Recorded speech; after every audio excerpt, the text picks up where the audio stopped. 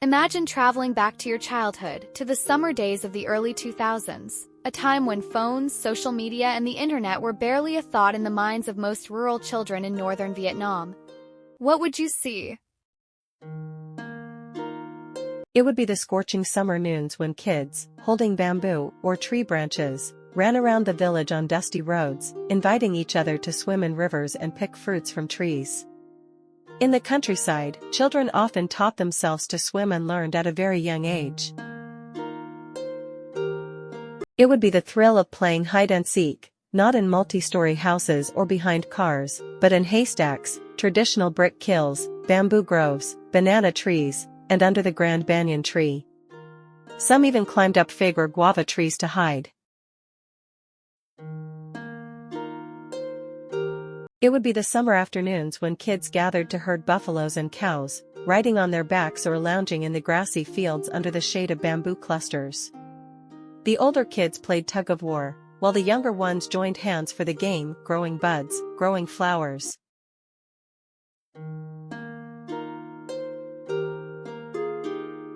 When they got bored, they switched to games like dragon snake climbs to the clouds or blindfolded goat catching.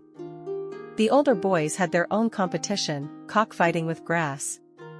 Each boy carried a handful of cockspur grass, sometimes 20 to 30 blades, carefully selecting the strongest ones for battle.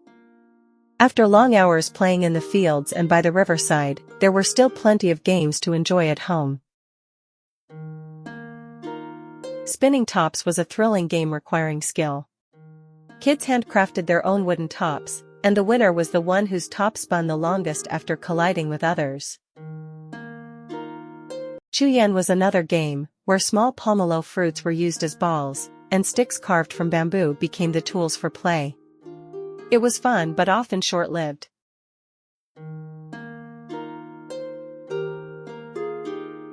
Then came marble shooting and rubber band shooting. Back then, 500 VND could buy a dozen marbles or several dozen rubber bands, and every child had their pockets full of them. They played by shooting marbles into holes, flicking rubber bands into rings, or stacking them up for challenges. If a kid had a crowd of friends around them, it was a sure sign they had plenty of marbles and rubber bands to share. And then there was mud firecrackers. Have you ever heard of this game? It was made from clay, the kind used for making bricks in traditional kilns. The clay was shaped like an upside-down bowl and thrown into the air. When it hit the ground, the pressure would cause it to explode with a loud bang. The louder the bang, the greater the victory.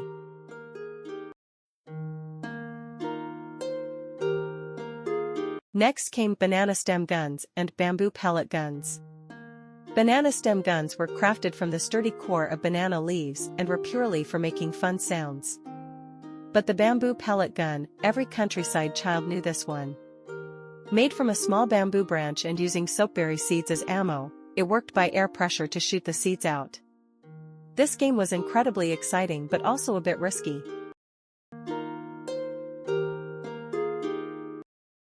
As the summer day drew to a close and the evening breeze rolled in, it was time to fly kites. Children ran across golden rice fields, letting their kites soar high into the sky, before rushing home for dinner with their parents. These were the summers of a childhood unburdened by screens, filled with laughter, adventure, and the simple joys of life.